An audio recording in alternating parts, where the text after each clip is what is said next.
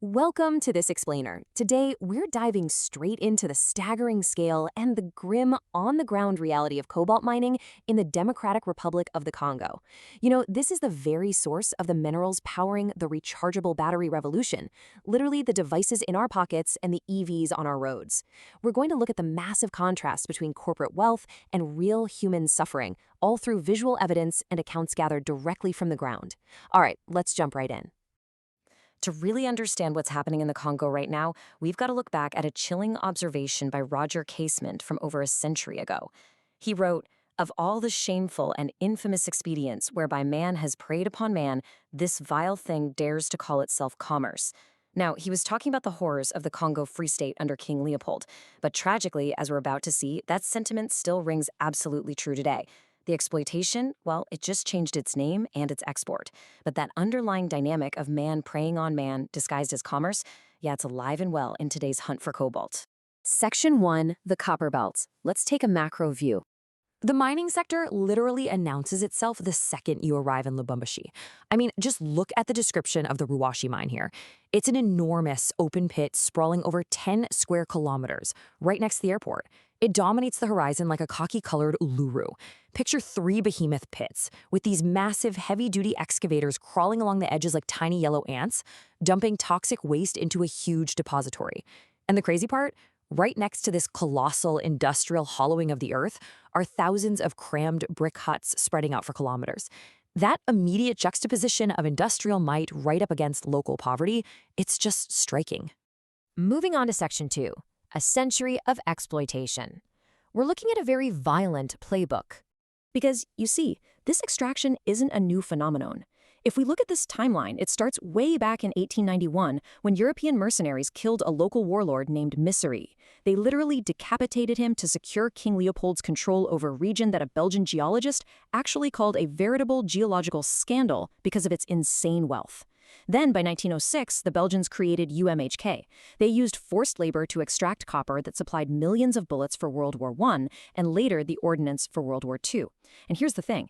Even after independence in 1960 and Mobutu nationalizing the mines into Gécamines in 77, the core story didn't really change. It was always about foreign or elite powers extracting massive wealth, leaving the local population completely impoverished. Which brings us to Section 3, the geopolitical scramble.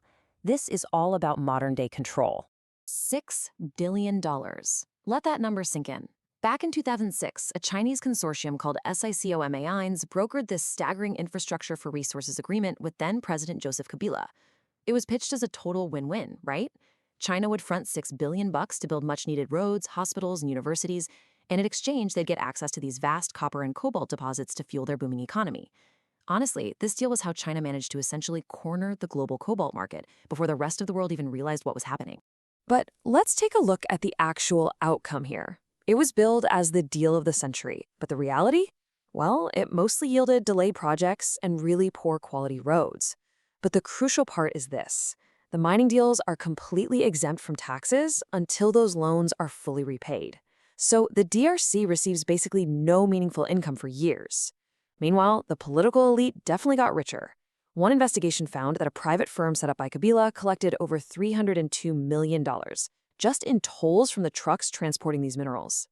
Today, there's a massive power struggle going on as current President Tshisekedi is trying to renegotiate these exact contracts to challenge that monopoly. Next up, Section 4, the artisanal reality. Let's look at what digging the dirt actually looks like. So, stepping away from the billions of dollars floating around in boardrooms, you have 2 completely different worlds existing side by side at a place called Kipushi. On one side of the fence, you have the corporate mine. Think first world equipment, advanced excavation techniques, top-tier safety measures.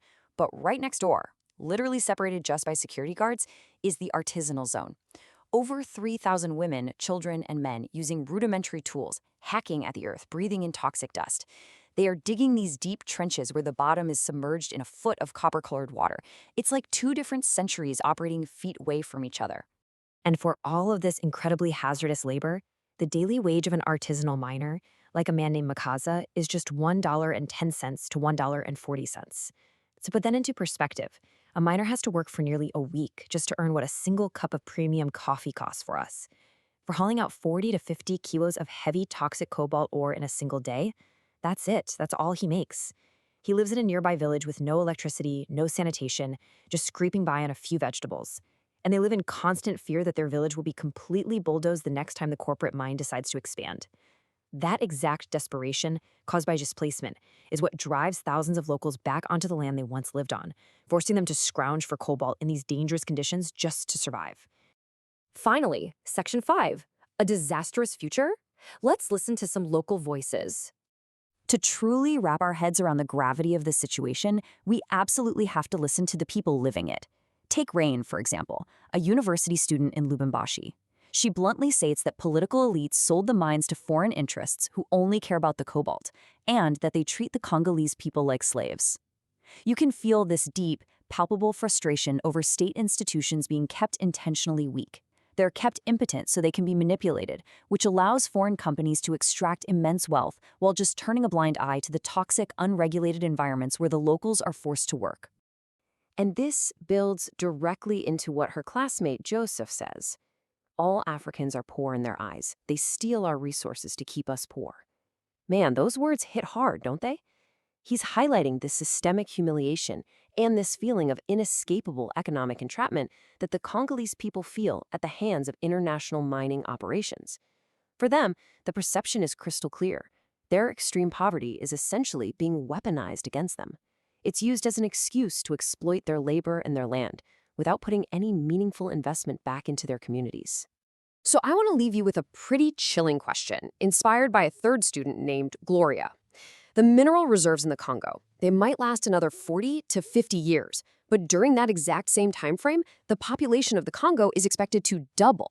If all these resources are sold off to foreign powers just to benefit the political elite, rather than being invested in education, development, or infrastructure for the people, well, what happens in 2 generations? You're going to have a massively expanded population that is poor, uneducated, living in a completely ruined landscape with absolutely nothing left of value to sell. When the cobalt is gone, who truly pays the price for our clean energy revolution? Thank you so much for joining me for this explainer.